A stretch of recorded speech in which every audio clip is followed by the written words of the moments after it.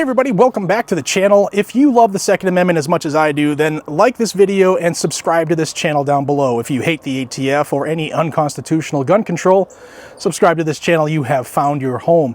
First off, for those who have not watched last night's live stream that I did, I showed you the warrant for Mr. Malinowski, in which the ATF raided his home, shot him in his head, and he did pass. So he succumbed to his injuries yesterday, but I read the search warrant and there's a lot of information in there, so watch that video. I'll pin it above and put the link down below.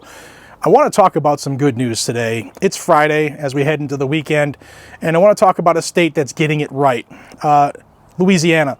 Louisiana just passed constitutional carry, and they also are passing, at least through committee, a bunch of pro-gun bills that if they make it to the governor's desk, he will sign it, and they have a Republican stronghold pretty much in Louisiana, so some of these may make it, should make it to the governor's desk, and I approve of, I think, all of these bills. I'm going to tell you about them. I'm not in my office. Obviously, it's beautiful outside, spring day, and I wanted to do it out here on my deck, but so I'm going to look at my computer where my notes are.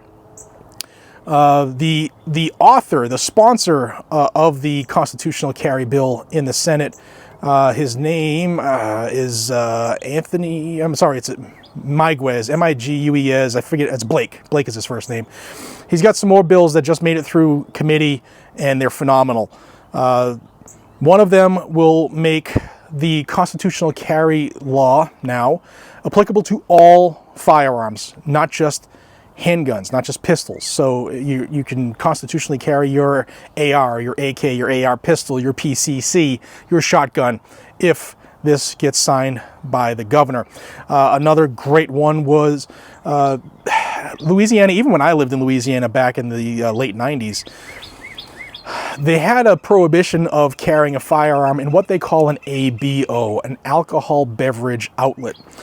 So any place that served alcohol, concealed carry was off limits regardless, didn't matter. Well, he has a bill that would remove restaurants from that prohibition so long as those restaurants don't make more than 50% of their income from the sale of alcohol. It does nothing to remove the prohibition of somebody who's 0.05%, with his blood alcohol content is 0.05% from carrying. You can't carry while drinking, obviously, but that is a huge thing because restaurants, families go to restaurants, couples go to restaurants. I should be able to keep myself safe in a restaurant, and it shouldn't matter if they make 51% of their sales from alcohol. That doesn't matter. As long as I am being responsible, I could give a rat's ass about the percentage of alcohol sales from the establishment I'm in. That's just, I agree with the bill. I don't agree with that 50% thing.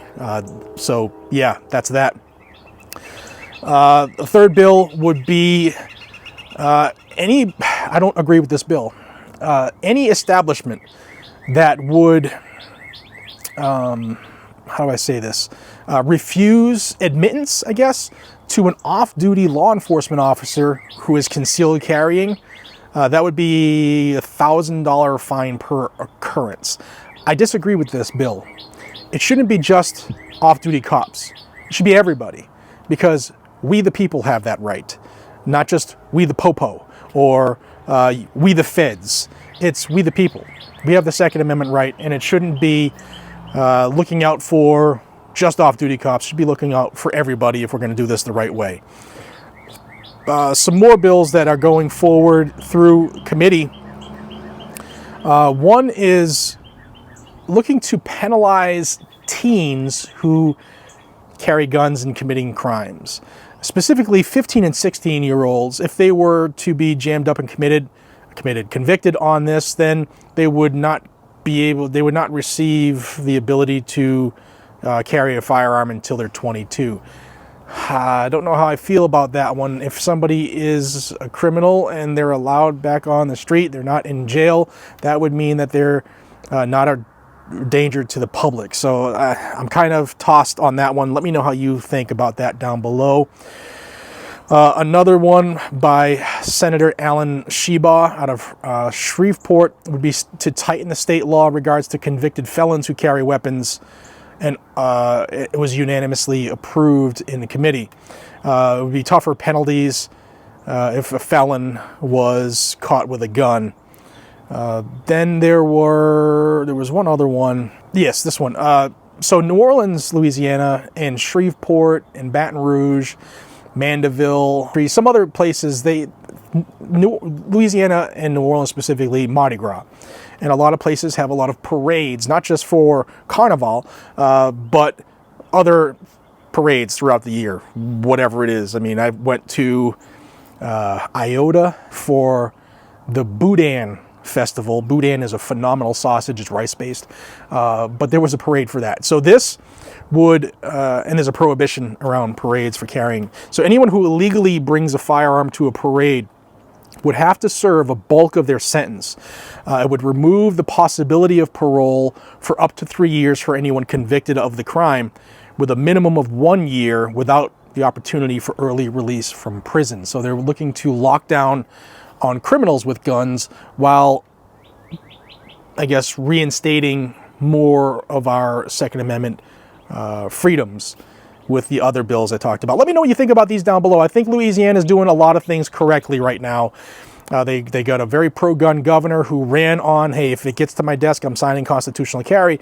And another interesting caveat is everything I just talked about were in last session, made it to the governor, and then governor, who was a Democrat, John Bel Edwards, he vetoed all of it, including constitutional carry. So you have a good one now in Landry, who is he's talking a good game. He signed constitutional carry. Now let's see if these get to his desk, what he does there. But check out the video I did, both of them, if you're not familiar with what happened with the executive from the Bill and Hillary Clinton National Airport, Malinowski. He was raided by ATF at 6 a.m. A shootout ensued. He shot an ATF agent. They shot him in the head, and all over something that they could have easily apprehended him at any time during the day. They even had a tracking device on his car. Watch those two videos. One is what happened in the immediate aftermath, and then last night I did the live stream with the search warrant, so you get to know exactly why they were on his doorstep at 6 a.m. I appreciate y'all.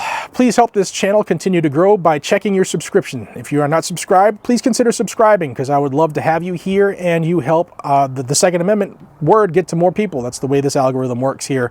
And until we see each other again, have a phenomenal day. Tell your loved ones you love them.